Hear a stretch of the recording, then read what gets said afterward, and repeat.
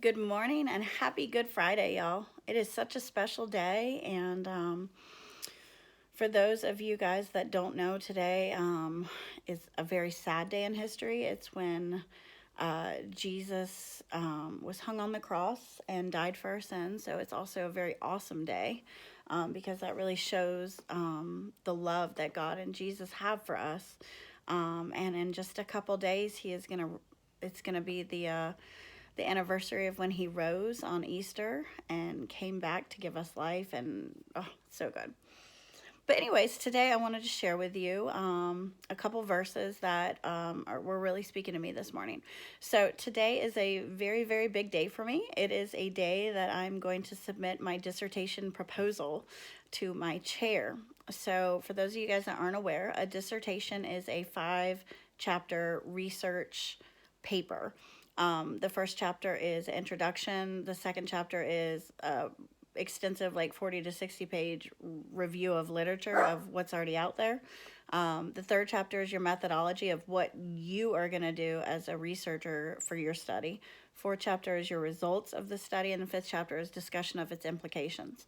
So in order to start my study, I have to submit chapters 1 through 3, which is called the proposal.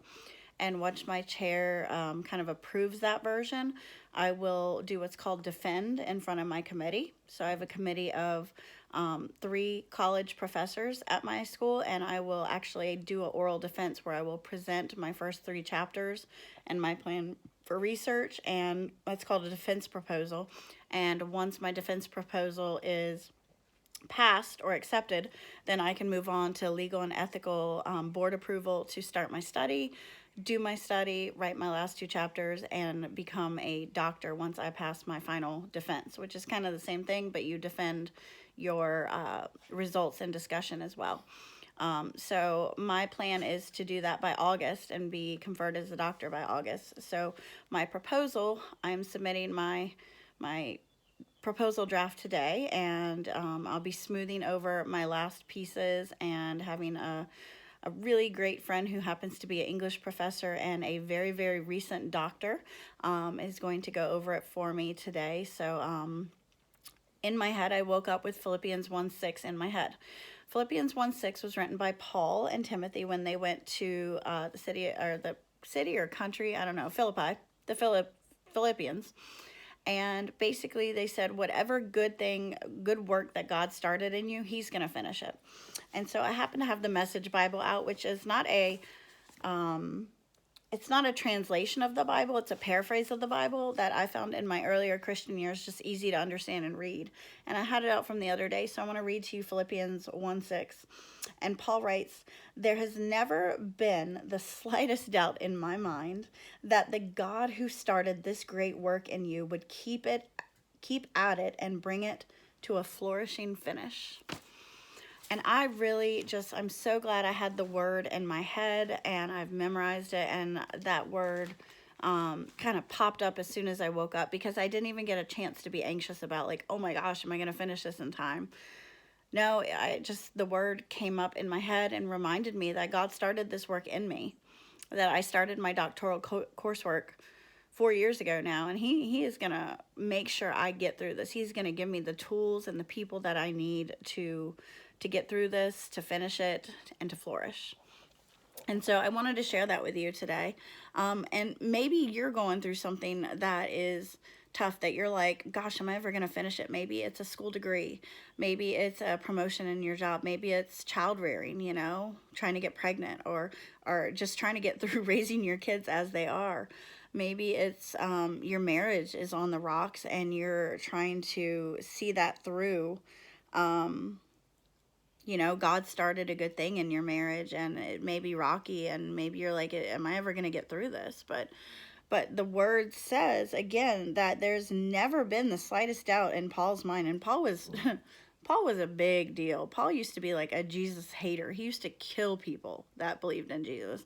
And then Jesus is so big, he just turned around this dude, made him a whole new person, started calling him Paul, and then he wrote like most of the New Testament. So he is one to say that there's no doubt in his mind that God who started this great work in you would keep at it and bring it to a flourishing finish. So may that encourage you today. And you might think, well, there's just no way possible. There's no way. And to that, I would like to tell you that there is. Because in Philippians 4:19, Paul is talking about how he has been at his worst, he's been at his best, but he found that in all things he can be intent. And the secret to that is that through all things he can do through Jesus Christ. That's my paraphrase. That's good in the New International Version. In the Message version, it says, you can be sure that God will take care of everything you need, his generosity exceeding even yours in the glory that pours from Jesus. So if you think whatever that thing that you cannot get through, that you started and you can't finish it, a job, a marriage, children, school, just anything. If you think, oh my gosh, there's no way that I can finish this. One, yes, there is. You can totally finish this. It's in the Word. It's in black and white. And there's a powerful God that stands behind the power of the Word. And it also says that the secret is that God can do anything. Ephesians 3:20 says that God can do exceedingly more than we can imagine or even dream of, and that is encouraging. And I'm just going to leave you with one more, because y'all know I'm totally a Bible freak. I love it. I can give you like 15 verses for every possible thing you could tell me. I'm going to leave you with one last one, and it's Matthew 19:28. So Matthew is one of the 4 accounts of the life of Jesus. So 4 people got together, Matthew, Mark, Luke, and John. They didn't necessarily get together, but they all knew Jesus in his life. And they each wrote a chapter or a book of the Bible accounting Jesus's life. So Matthew is hanging out and he's telling the story about how Jesus is talking to this rich guy, right? And the rich guy's like, yo, Jesus, how do I end up good, yo? How do I end up in heaven? What's good? And Jesus is like, well, if you want to enter life, you just got to obey the commandments. And so the rich man's like, okay, what you mean? And so he's talking about the 10 commandments, So Jesus is like, honor your mother and father, don't steal, don't lie, don't commit adultery, love your neighbor, love yourself. He's going on with that. So the rich man's like, yeah, I got that. I'm doing that. So what else? What am I still lacking? And Jesus tells him something really hard to do. So keep in mind, this is a rich man, right? He's got it all. And Jesus is like, yo, if you want to be perfect, if you just want to live this good life, get rid of everything. Sell everything. Give it to the poor. Not sell everything. Actually, it does say sell your possessions and give to the poor. Jesus said, if you want to be perfect, go.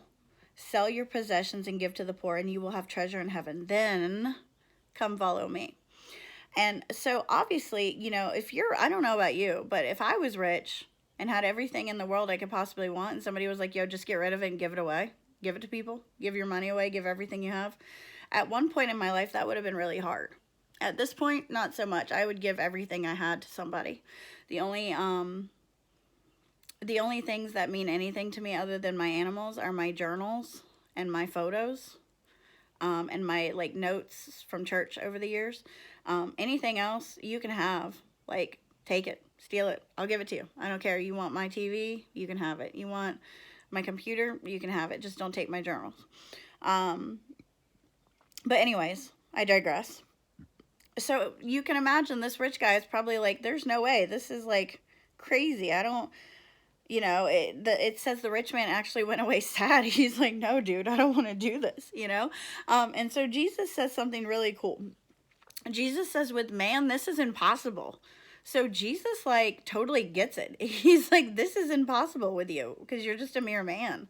But with God, all things are possible. Matthew 19:28. So keep in mind, no matter what is impossible for you, with God, all things are possible. Y'all, I graduated high school with a D. I barely graduated. I graduated with a 70 average.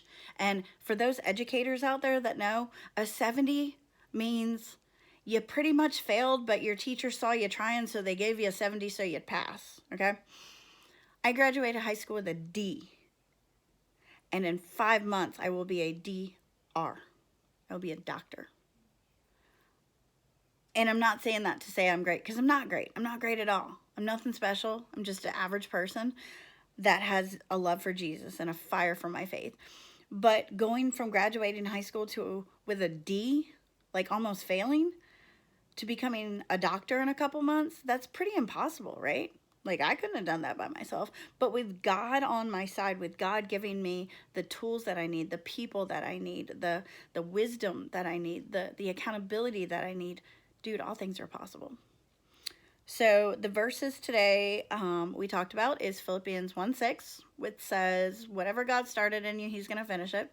Philippians 4:19, which says that through all things, you can do all things through Christ. And Matthew 19:28, that says, with this is impossible for you, for man or woman, but with God, it's totally possible. All things. Not just some things, but all things. So let that encourage you today. If you could, I would really appreciate prayer that I would be focused and disciplined today to knock out this final review and writing of my chapter 2 so I can turn in my proposal. And yeah, that's it. I just pray you guys have a great day and are encouraged by this. I'm going to include a couple screenshots from the Message version of the Bible. And I really felt like God was calling me to share a song with you guys in this post. I'm just not sure what it is yet. So when it comes to me, I will post it. So have a great day, and happy Good Friday.